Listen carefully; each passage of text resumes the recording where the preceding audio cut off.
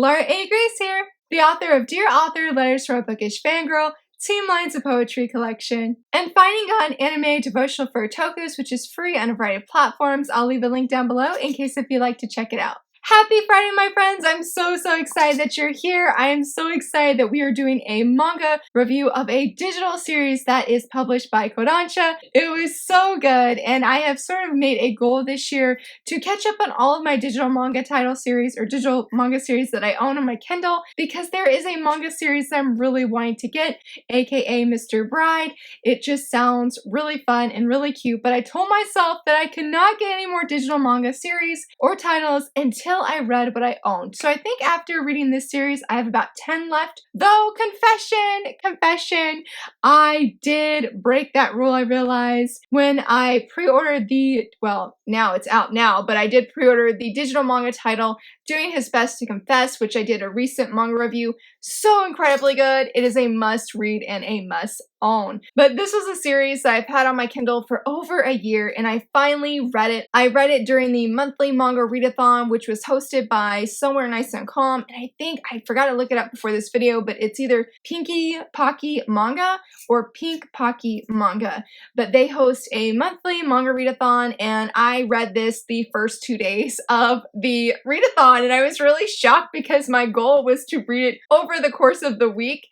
And no, I didn't. I read it the first 2 days because I loved it so very much. And if you're curious about what that manga series is, it is Heroine for Hire. Like I said, this is a digital manga series published by Kodnasha, and it is so awesome. But in case if you're curious, like what this manga series is about our main girl, Kodaka Mine, who is too strong in some people's standards because she's really good at martial arts, and she really is martial arts. Sorry if I said that weird. But she is really strong as well, and she's coming to high school. She wants to make a good impression, have a good high school debut, but unfortunately for her, she ends up injuring the super popular and super handsome young man, oh my goodness, I keep getting tongue-tied over his name. It is ridiculous. But his name is Serizawa. I don't know why I keep getting tongue-tied with his name, but I just keep doing it. But that is his name, and he's really awesome. But anyway, yes, she accidentally injures him, and even later, she judo throws him later on. But later on, they sort of meet up unexpectedly, and she sees that he has been confronted by this one guy who is a super jealous boyfriend. And so Kodaka Mine, she steps in to help our main guy here, and he gives a proposition of, why don't you be my bodyguard and protect me from these jealous boyfriends? Because he's like, I'm not doing anything, it's the girl, it's not me. In return, he will make her feel like the most important girl in the world. It is a very cute series, very lighthearted, and I was most intrigued about this series in the first place is because it has those martial arts aspect. I mean, what an interesting premise to have a young woman be asked, will you be my bodyguard, by another high schooler to protect him, and has the strength and the training, low-key training, to actually sort of fulfill being a bodyguard. It's a really fun premise, and I loved how judo and karate just play, well, especially judo, played a pretty big role in this first volume. The first volume is super fun. It's really strong. I love the dynamics between our two main characters. Kodaka Mine, she is a very wholesome and sweet young woman. I love her dedication, and I found her very relatable in the sense that she really struggles having to say no to people. That is definitely me. I really struggle saying no, and I really love how that actually is a sort of a low-key thing that comes up again as the manga progresses. Serizawa is a great hero, and I'm really glad that he's with her, because both of the main characters, they really balance each other out, because he sort of struggles with getting himself in these situations with these other women that he's not necessarily attracted to or anything, but I wouldn't say he has a hard time saying no, but if he just wouldn't put himself in those situations, then he wouldn't have to have Kodaka Mine protect him and be his bodyguard. So they are definitely like helping each other. And I do love how I felt like that in volume 2, that theme came back, that they are stronger together than they are apart, because where one struggles in one area, the other person, I mean, is able to help them and support them and encourage them and help them also get out of these like awkward situations. Though at the school festival, which you guys know I've mentioned before is one of my favorite things in manga. I love the school festival, and the school festival in this one was extremely unique. I just love the creativity. Not going to say exactly how, but let's just say Kodaka Mine, she finds herself in a position that she doesn't necessarily want to be in, and because Serizawa is not there to help her, and I wouldn't say defend her, but help her to stand firm on no, I don't necessarily want to do this, she ends up caving and saying yes. And so I feel like I said, that when they're together, they are stronger and they're able to help one another, even though they're not a couple at the beginning or anything like that. I still feel like that theme was just played through the whole manga, and it was just really good, and I guess I was not expecting that, and so I would definitely say that was one of my favorite parts, seeing that, because I also think that's just really true in relationships in general, that two are better than one. One thing I thought that was interesting, I know I didn't talk much about Serizawa, but one thing I thought interesting about him is that, you know, it's sort of hard for him to be a knight in shining armor when the main girl is sort of like the knight in shining armor. Like, I do feel like the tropes were played with a little bit here, and it was really fun. I love when we have those gender bent tropes, like sign me up, count me in, all the things. I am totally here for it, and Heroine for Hire really delivered on that.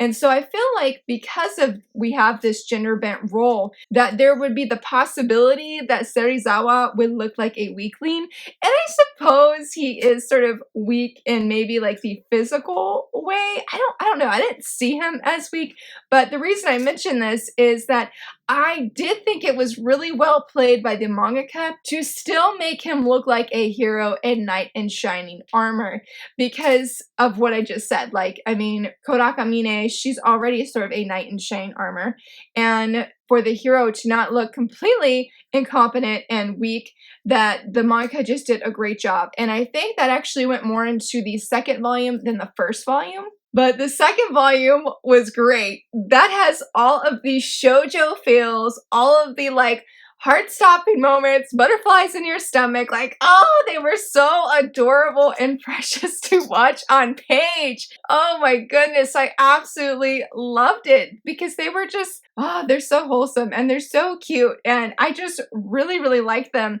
being together, and just, oh my goodness. But the funny thing is while volume 2 has like all of the cute vibes and just like, oh, they're so precious and makes your heart just beat faster, volume 3, I was like, ah, like I was just genuinely, oh my goodness. I felt like, I wouldn't say I would literally pull out my hair, but I definitely felt that sensation of like, oh my goodness, like what are these characters doing?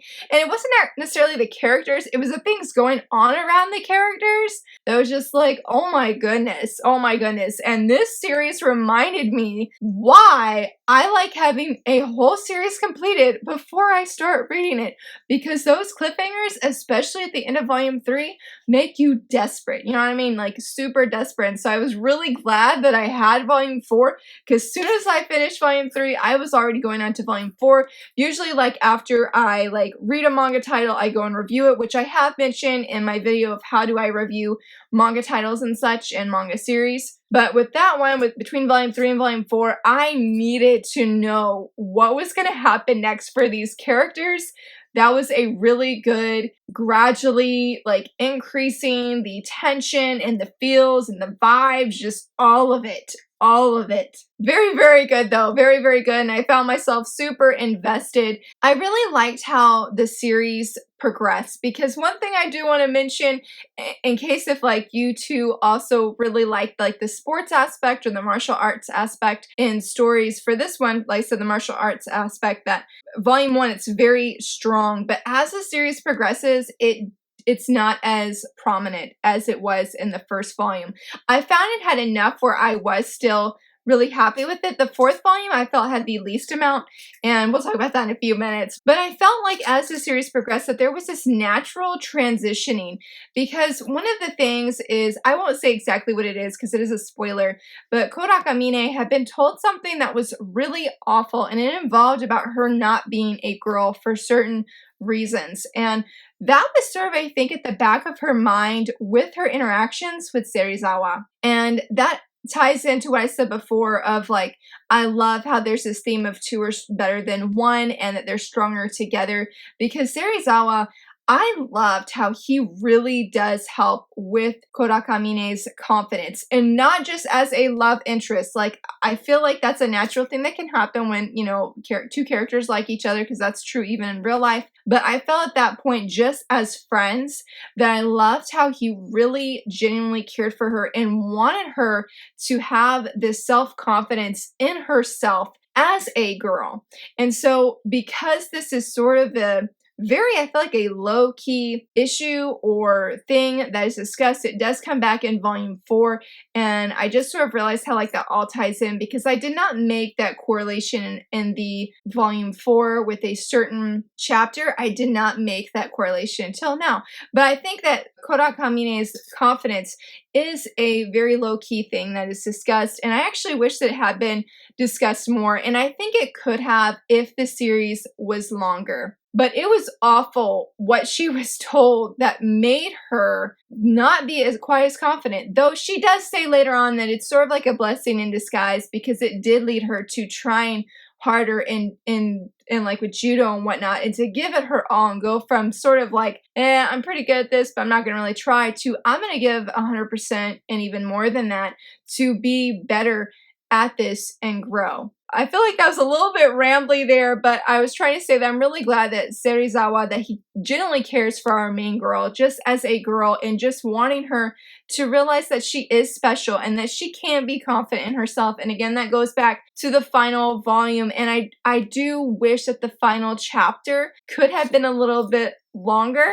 I mean, it was good. It had a solid and strong ending, and I could definitely see myself coming back to reread the series just as something light and feels good, because it really did make me happy. I smiled a lot. I caught myself laughing more than one occasion. And then, I mean, I was invested as the series was progressing, but definitely with volume 3, we were full-blown invested. I need to have the answers. I need to see how things are going to unfold. And I was very happy with how things did unfold. And one thing too, I feel like if you're like, well, I really like having the romance, or like the main couple have all the romance and everything like that, but you also like having like the subplot 2 where friends have a like minor romance, you will not be disappointed. And that's all I'll say, because I really, really liked two of the different friends that we see and how they're involved in this story. I thought it was really well done.